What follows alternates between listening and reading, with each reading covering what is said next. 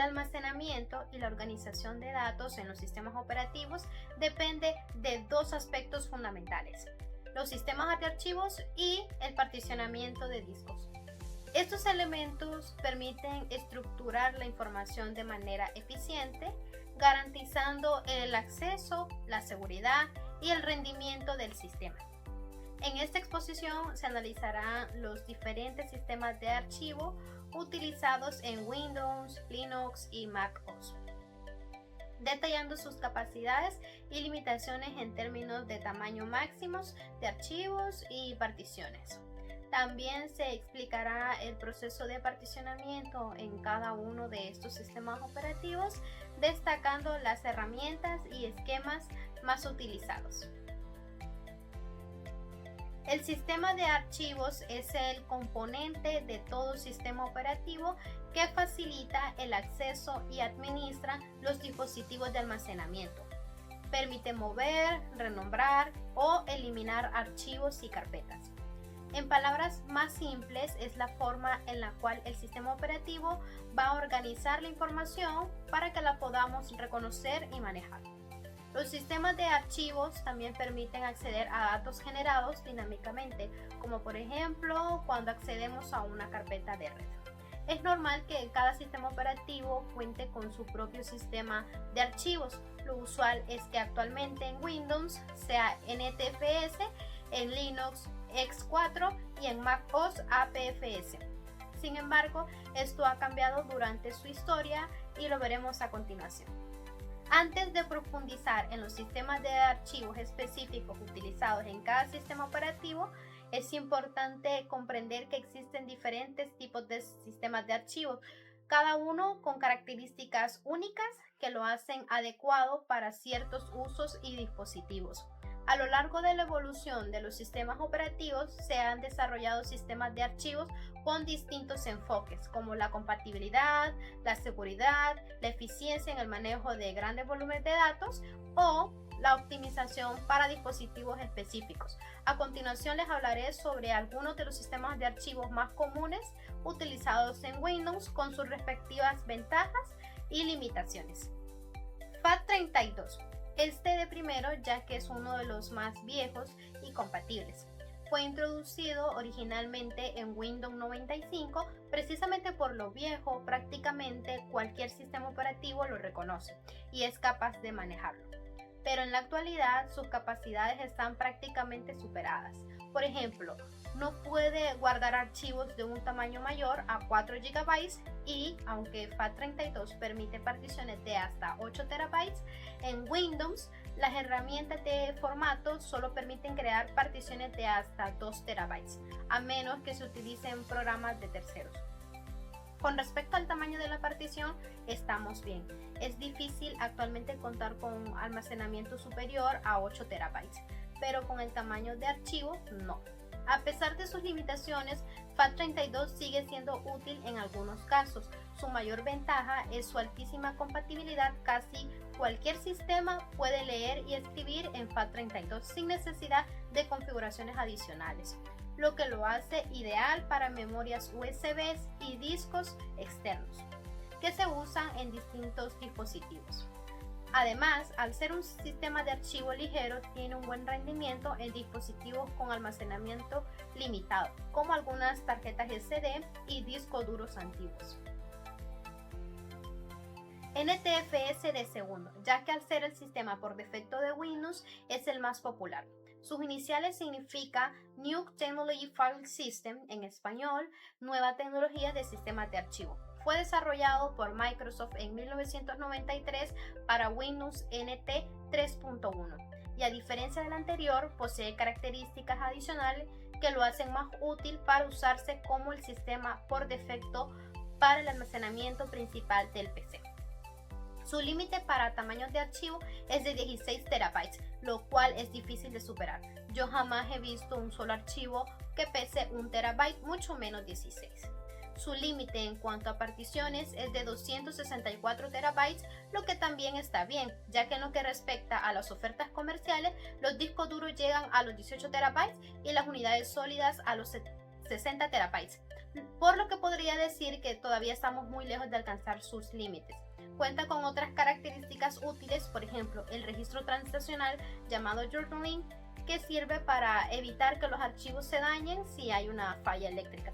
También permite cifrar los datos, configurar permisos de archivos y establecer listas de control de acceso. Aclaro que dichas características no están presentes en FAT32 y de hecho Windows ya no permite ser instalado en este tipo de sistemas de archivos. Otra gran ventaja de NTFS es su capacidad para optimizar el uso del disco mediante la comprensión de archivos y carpetas, lo que permite ahorrar espacio sin afectar el rendimiento significativamente. Además, es un sistema más seguro y estable, ya que soporta recuperación de errores y protección contra corrupción de datos. NTFS es de Microsoft, pero es compatible con otros sistemas, no de forma completa. Para el caso de Linux, este es soportado gracias al proyecto NTFS 3G, que valió de la ingeniería inversa para hacerlo funcionar. No recibieron ayuda de Microsoft, por lo tanto no todo sirve. Se puede leer y escribir archivos y carpetas de todo tipo, pero no se pueden modificar permisos de archivos ni listas de control de acceso. Sin embargo, para leer tu partición de Windows, en el caso de que tengas DualBox, es más que suficiente. Todas las distribuciones Linux ya cuentan con este paquete. También quiero aclarar que Microsoft no registró ninguna licencia o patente para NTFS, por lo que la ingeniería inversa no violó ninguna ley. Para el caso de los sistemas Mac, solo es posible leer, pero no escribir en unidades NTFS de manera nativa. Sin embargo, existe software instalable basado en NTFS 3G que permite superar esta limitación si trabajas desde Mac. XFAT. Este es uno de los más recientes y es, en palabras simples, la evolución del sistema FAT32. Fue introducido en 2006 junto con Windows Vista, creado con la finalidad de superar las limitaciones de FAT32. Este soporta tamaños de archivos de hasta 16 exabytes, o sea, 16 millones de terabytes. No sé ustedes, pero a mí me parece un poco difícil de superar. Quizás si juntáramos todos los videos de YouTube y los comprimiéramos con WinRAR, tendríamos un archivo de ese tamaño. De igual forma, XFAT no cuenta con todas las características de NTFS, por lo que es más ligero. Tanto Windows como Mac OS tienen compatibilidad completa con XFAT. Linux había quedado un poco rezagado al no tener soporte nativo y solo ser capaz de leer y escribir, pero no crear particiones. Sin embargo, el 29 de agosto del 2019, Microsoft anunció que abriría el formato para permitir que Linux pudiera accederlo de forma nativa. No lo hizo libre, ya que sigue siendo dueño de las patentes, pero esto contribuyó a que Linux tuviera soporte completo para XFAT. Una de las mayores ventajas de XFAT es que elimina las restricciones de FAT32, permitiendo archivos de mayor tamaño y particiones más grandes sin el peso adicional de las funciones avanzadas de NTFS. Es ideal para almacenamiento externo como discos duros portátiles y tarjetas de memoria de gran capacidad. Además, tiene menos sobrecarga en términos de estructuras de archivos, lo que mejora el rendimiento en ciertos dispositivos. Como hemos visto, Windows utiliza tres sistemas de archivos principales: FAT32, NTFS y XFAT, cada uno con sus propias ventajas y limitaciones. NTFS sigue siendo el estándar de Windows debido a su seguridad, estabilidad y rendimiento, mientras que XFAT es la mejor alternativa para almacenamiento externo. Por su parte, FAT32 aún sobrevive en dispositivos pequeños y en entornos donde la compatibilidad es prioritaria. Sistema de archivo de Linux. Todo comenzó con Minix, en el kernel en el cual se basó Linus Torvald para crear Linux. Minix utilizaba su propio sistema de archivo llamado el Minix File System, que tenía una limitación de particiones de 64 MB. En aquella época, los discos duros típicos tenían entre 40 y 140 MB de capacidad, lo que hizo evidentemente que este sistema se quedaba corto rápidamente. Mientras Linus Torvalds desarrollaba el kernel, el sistema de archivos fue creado por Remy Card. Así, en 1992, Un año después del anuncio de Linux nació EXT, que significaba Extend File System, que permitió mejorar las limitaciones que Minix al permitir particiones de hasta 2 GB. Sin embargo, aún tenía muchas deficiencias, por lo que un año después surgió EX2, que permitía archivos de hasta 2 GB y particiones de hasta 4 TB, lo cual era impresionante para la época. EXT2 fue adoptado por otros sistemas operativos como Minix e incluso llegaron a existir módulos instalables para macOS y Windows. Sin embargo, su mayor problema era que no contaba con journaling, lo que significaba que ante una falla eléctrica el sistema de archivos podía corromperse completamente. Había nombrado el término journaling, que es un mecanismo que registra cada operación de escritura en el disco antes de que se realice, almacenándolas en una especie de diario. Si el sistema se reinicia inesperadamente, puede detectar transacciones inesperadas o incompletas y revertirlas, evitando la corrupción del sistema de archivos. Aunque puede haber pérdidas de datos, el sistema de archivos permanece intacto. Para el año 1998 se estaba empezando a trabajar para lo que es la mejora para la EXT2, y así fue que en noviembre del 2001 apareció EXT3. Fue adoptado oficialmente en el kernel de Linux. Su característica más importante fue la incorporación del journaling, que permitía proteger el sistema de archivos en caso de fallas eléctricas, además de que EXT3 soportaba archivos de hasta 2 TB y particiones de 16 TB, lo que hacía una solución sólida y confiable. Y así fue para el 2006 que Theodore TSO, quien también trabajó en EXT3, presentó EXT4. Sus principales características o mejoras fueron una compatibilidad mucho mejor con EXT3, permitiendo un mismo driver que pueda leer y montar un sistema entre esos dos sistemas, un soporte para archivos de hasta 16 TB y particiones de hasta 1 EB, mejor rendimiento en la escritura y gestión de datos. EXT4 sigue siendo el sistema de archivos predeterminado en muchas distribuciones de Linux, debido a que su equilibrio entre estabilidad y rendimiento. También existen otros tipos de sistema de archivos de Linux. Uno que tenemos es XFS, que fue desarrollado por Silicon Graphics y luego adoptada por Red Hat. Es un sistema de archivos de alto rendimiento diseñado para manejar grandes volúmenes de datos y archivos de gran tamaño, que puede soportar particiones de hasta 8 EB y es el sistema por defecto en distribuciones como Red Hat Enterprise Linux.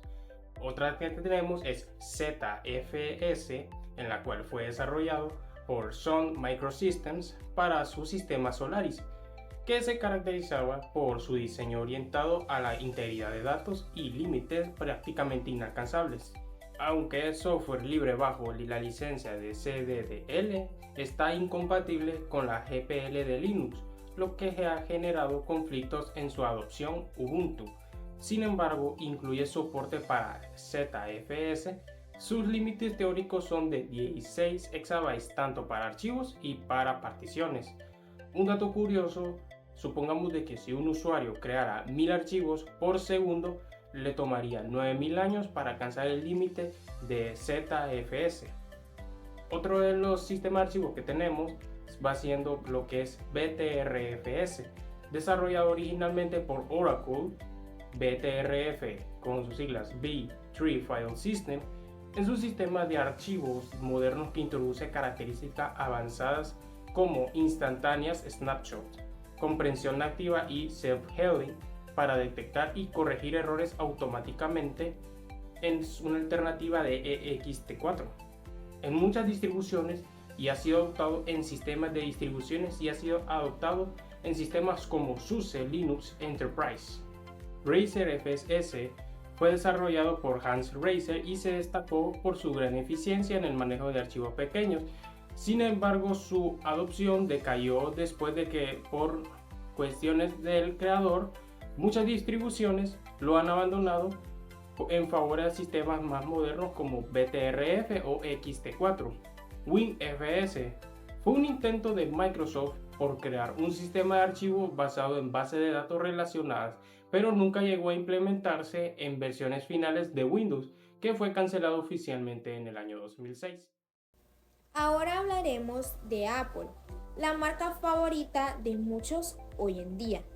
Específicamente tocaremos el tema de las HFS, las cuales son las iniciales en inglés de sistemas de archivos jerárquicos desarrollados originalmente en el año de 1985. Para el sistema operativo de las Mac, el tamaño de archivos estaba muy limitado a lo que son los 2 GB y el de las particiones a los 2 TB. Sin embargo, ellos no se quedaron así, ya que esto podía variar con la versión del sistema operativo. Por su sucesor, que fue HFS Plus, que comenzó con un límite de tamaño para 2 TB, pero conforme avanza la versión de sistema operativo de Apple, esta siguió hasta poder alcanzar el mismo límite de particiones del cual ya habíamos hablado, que es de 8 exabytes. Pero ahora el sistema por defecto de Apple es APFS, el cual se encuentra presente en los sistemas operativos actuales, como ser el MacOS Sierra, en iOS 13, en el Watch 3.2 y en el tvOS 10.2. Mientras tanto, algunas de sus limitaciones son las mismas que el HFS Plus, que son 8 exabytes. Una curiosidad es que el APFS fue duramente criticado por Linus Torvalds, quien lo considera un sistema con deficiencias muy significativas. Como bien sabemos, algunas de las características que podemos encontrar en los sistemas de archivos en macOS o bien en Apple son como, por ejemplo, el nombre y la extensión de este, que varía de acuerdo a la cantidad de caracteres que dependen del sistema de archivo en el que se esté trabajando. A continuación se mostrará en la pantalla lo que es un poco sobre el entorno visual de este sistema de archivo. Aquí accedemos a lo que es el disco duro, luego a carpeta personal y apretamos documentos y encontramos un archivo. Luego verificamos su información y datos. Aquí podemos lograr ver cuánto pesa, el tamaño y dónde se encuentra ubicado dentro de la computadora, entre otras cosas. Una pregunta que muchos nos podemos lograr hacer es: ¿se pueden usar estos sistemas de forma no oficial de archivos en otros sistemas no Apple? Bueno, pues no es un secreto de que a Apple no le gusta compartir, eso todos lo sabemos. Pero para el caso de las HFS Plus ha sido llevado de forma no oficial a Linux. Con respecto a Windows, Apple fue un poco cariñoso al liberar un driver de solo lectura para Windows XP, Vista y 7. Luego, Microsoft desarrolla su propio driver para la Xbox 360 con la finalidad que pueda leer iPods formateados con este sistema.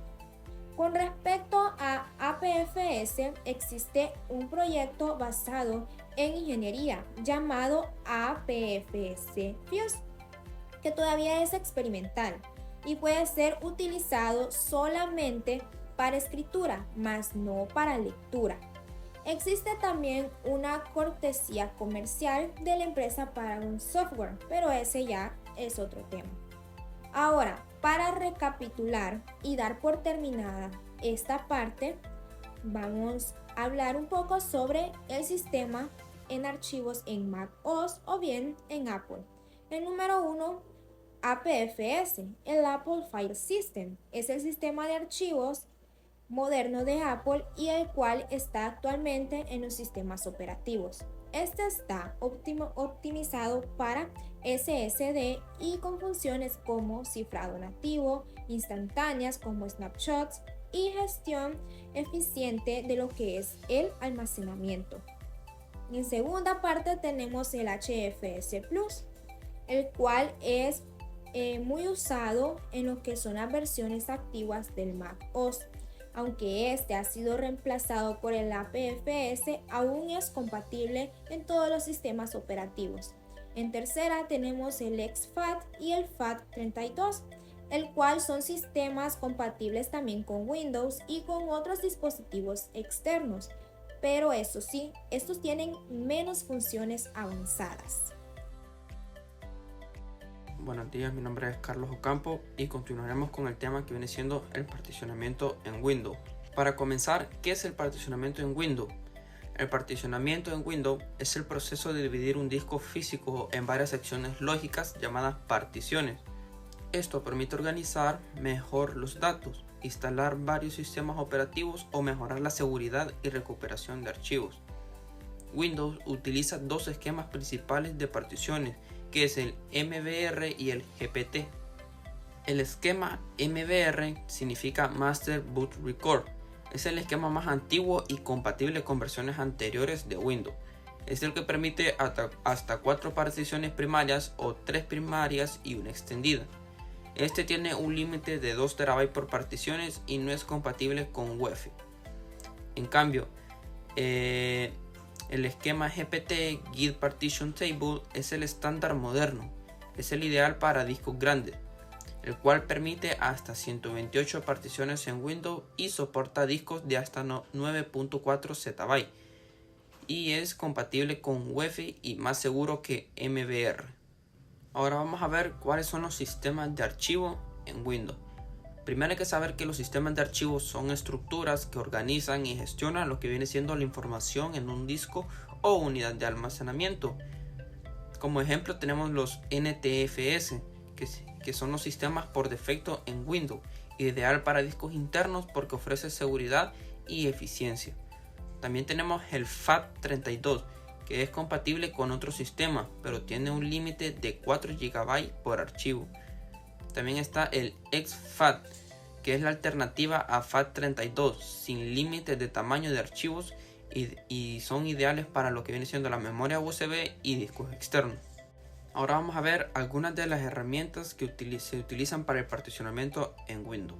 Primero hay que saber que las herramientas de particionamiento son programas o utilidades que permiten crear, eliminar y redimensionar y administrar particiones en un disco.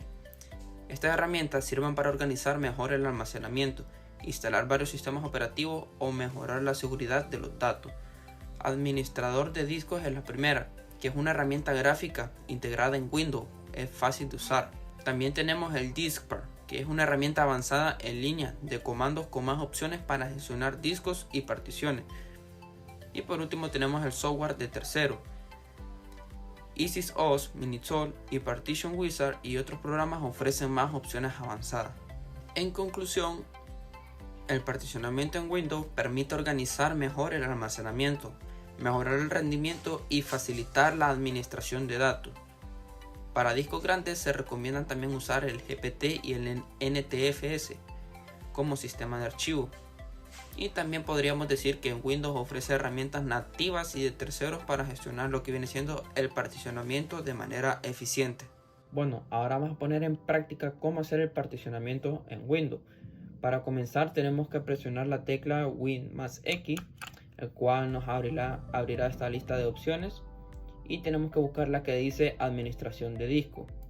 Le damos clic y nos abre esta ventana donde están todas las particiones de los discos.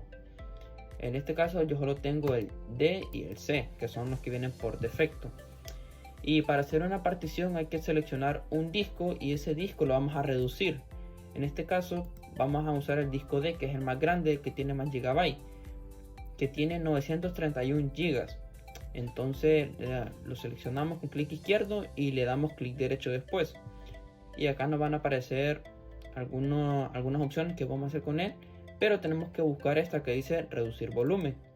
Le damos reducir volumen y acá nos abre esta otra ventana donde nos pide acá el tamaño que deseamos reducir. En este caso ya me dieron este que es por defecto y podemos poner o una cantidad menos o esa cantidad igual. Recordar que esta cantidad que tenemos que poner debe de ser en megabytes. Entonces yo lo voy a dejar así por defecto porque solo es para una prueba. Le damos reducir. Y pasó de tener 931 a 563 GB. El resto pasó a ser un espacio no asignado, que es este que está acá en color negro, teniendo 368 GB. Ahora, para hacer un nuevo disco, nos vamos a ese espacio no asignado, le damos clic derecho y le damos nuevo volumen simple. Después le damos siguiente y nos pide el tamaño del volumen. Puede ser de la cantidad que nos da ahí por defecto o le podemos poner menos cantidad. Le damos siguiente y nos pide asignarle una letra. En este caso le vamos a asignar cualquiera, le vamos a poner la letra N para probar. Le damos siguiente después y acá nos pone a elegir si queremos formatear este volumen o si no lo queremos formatear. En mi caso lo vamos a formatear y tenemos que poner la siguiente configuración, que es sistema archivos. Tenemos que tenerlo en NTFS. El tamaño de la unidad de asignación debe estar en predeterminado, y en la etiqueta del volumen, que es el nombre que le queremos poner al disco, le vamos a poner prueba.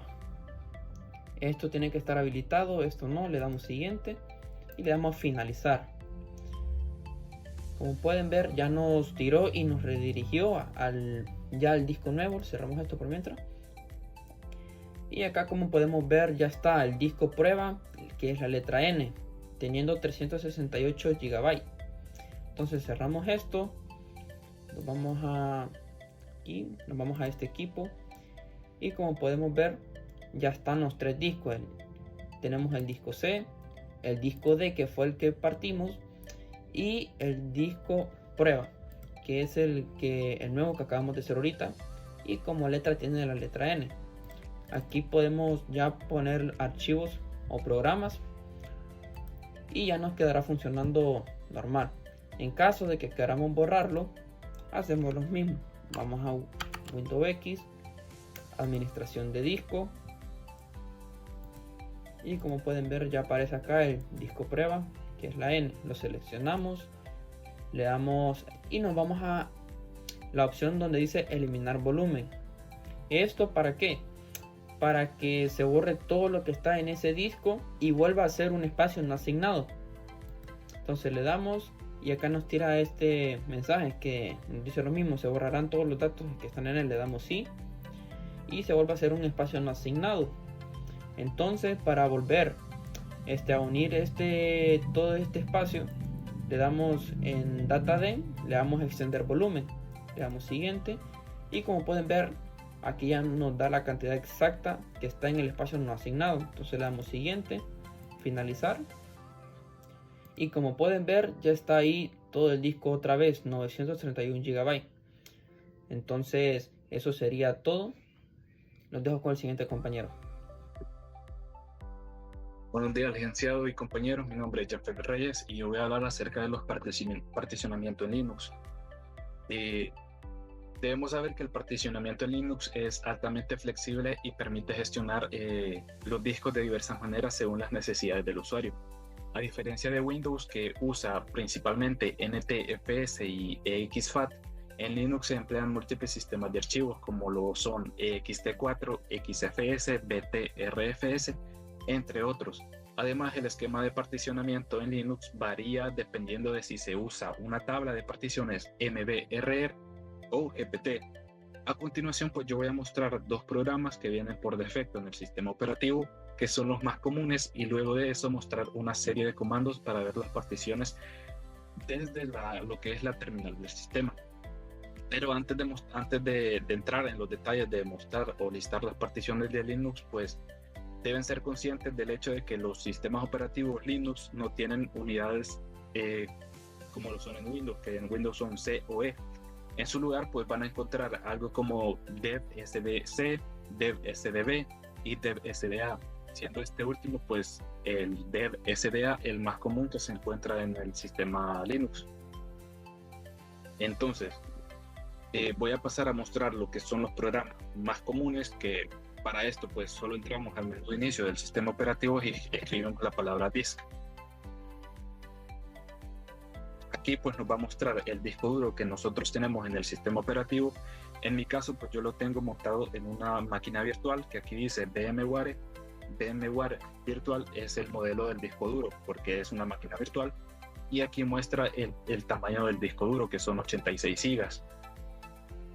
Y pues aquí muestra que la partición 1 es una partición de 86 GB del tipo ext4, que es lo más común, como se lo comenté anteriormente. Y el tipo de partición, pues un partición Linux bootable. Otro programa que es común, que ya viene por defecto también, es Parted. Este programa es más completo que el programa que mostramos aquí, que es este programa, porque aquí nos muestra más información detallada. Aquí nosotros podemos ver la partición que, como les mencioné anteriormente, de SDA1 es lo más común. Y aquí nosotros podemos, en el tipo de partición, podemos crear una nueva partición, eliminarla y, como dice aquí, resize, que es, podemos reacondicionar el tipo de partición. Aquí nos muestra toda la información, el tamaño de la partición, que son 80 gigas, lo que nosotros estamos usando y lo que no tenemos en uso, que son 61 gigas. Entonces, esto pues es lo más común. Ahora nosotros pasamos a la terminal y una serie de comandos que son los más comunes, pues el más común es df-h.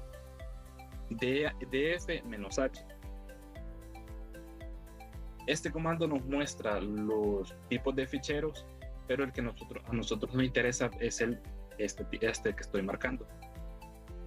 Esta es la partición, porque SDA1 es la partición que se creó al momento de iniciar el sistema operativo.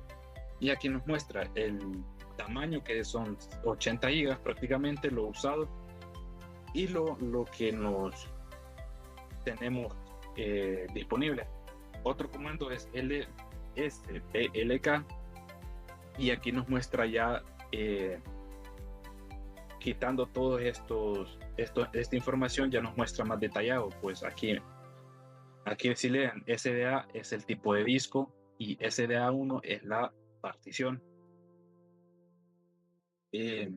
Otro método sería utilizar un programa que se llama HWinfo, y ustedes lo pueden utilizar para obtener información sobre el hardware del sistema operativo, y lo mejor vendría siendo que este programa es un programa de código abierto. Esta herramienta está diseñada para que puedas extraer la información del hardware de tu sistema y listar todos los detalles. El comando que nosotros utilizamos para este programa sería hwinfo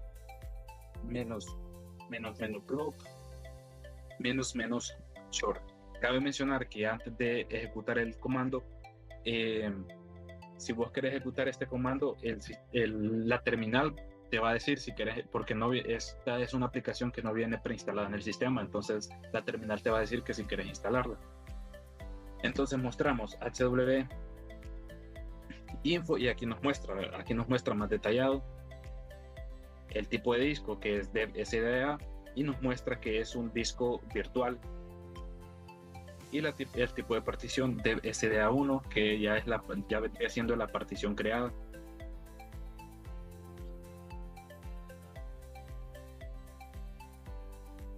Y por último, una herramienta que es más completa, podemos decir que basada en línea de comandos diseñadas para particionar todos los dispositivos de bloque en el sistema operativo Linux. Si vos deseas visualizar todas las particiones del disco duro en Linux, podrías usar un comando que se llama sudo fdisk. El sudo es para entrar al modo superusuario, y aquí ya nos muestra las particiones que nosotros tenemos. Por ejemplo, si nosotros tuviéramos más particiones, nos mostraría todo hasta abajo, pero aquí nos muestra el tipo de dispositivo, la partición de SDA1, con lo que arranca, el tamaño y el tipo de partición, que es una partición Linux. En este programa nosotros podemos, pues, lo que he dicho anteriormente con ¿verdad? Que nosotros podemos bootear el sistema, eliminar la partición, crear otra partición, entre otros. Entonces, eso sería todo por mi parte, ya enseñando los tipos de particiones de Linux. Muchas gracias. Particionamiento en Mac. El sistema de particionamiento de Mac OS ha evolucionado con los años, adoptando tecnología más avanzada para una mejor administración del almacenamiento. Apple ha desarrollado su propio esquema de particionamiento y herramientas exclusivas para la gestión de disco, priorizando la estabilidad y compatibilidad con su ecosistema. Ahora bien, en el esquema de particionamiento de macOS, Apple utiliza dos esquemas principales de particionamiento. El primero es Apple Pattern Map o APM, que es básicamente utilizado en equipos antiguos con procesadores PowerPoint PC. Este fue utilizado en las computadoras Macintosh de 64K junto con los procesadores PowerPC. Además que también el APM estuvo en el estándar de Mac OS 9 y versiones anteriores al Mac OS 9. El Apple Partition Map o APM actualmente ha sido reemplazado por el GPT, pero aún es soportado en ciertas configuraciones. El Web Partition Table o GPT es el estándar en el Mac moderno con procesadores Intel y Apple Silicon. Este es compatible con HFS Mac o con APFS y ECFAT, requerido para que Mac OS funcione correctamente en discos internos. En los sistemas de archivos compatibles, el sistema ha cambiado con lo largo del tiempo. El HFS Max o Mac OS Extender, utilizado desde Mac OS 8.1 hasta Mac OS X, también el APFS o AP File System, introducido en Mac OS X, diseñado para discos SSD y NVMe con mejoras en rendimientos y seguridad. ECFAT, que es compatible con Windows y Mac, es útil para discos externos.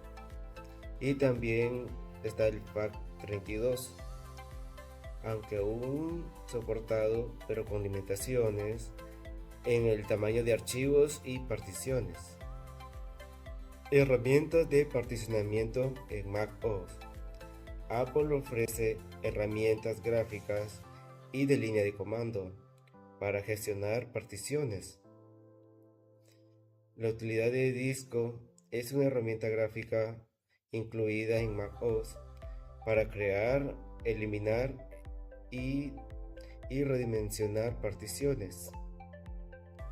Permite convertir entre HFS Max, APFS y ECFAT.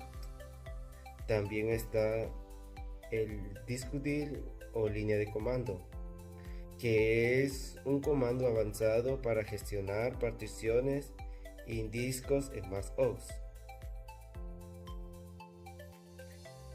Aquí tenemos un ejemplo utilizando lo que es la utilidad de disco.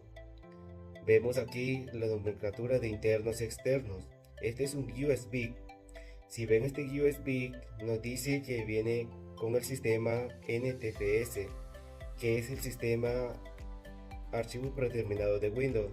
Mac OS puede leer un disco duro en este formato, pero no lo puede escribir, aunque hay herramientas de tercero que se pueden instalar para escribirlo.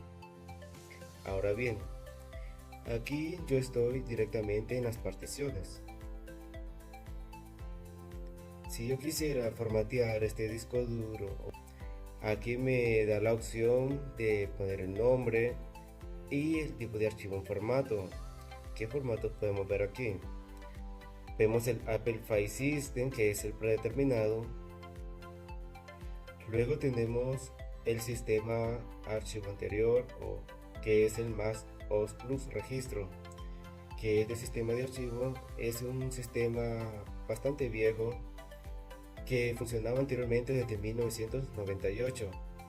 También tenemos lo que es el Exfax, que el Exfax nos funciona para trabajar en sistemas operativos Windows y también en sistemas operativos Mac. Entonces, si queremos tener un disco duro que nos funcione para Windows y Mac, vamos a utilizar el formato Exfax. Ahora aquí vemos que no aparece la opción de esquemas. Para esto nos vamos a esta barra de herramientas, vamos a presionar en mostrar todos los dispositivos para que cargue todos los volúmenes.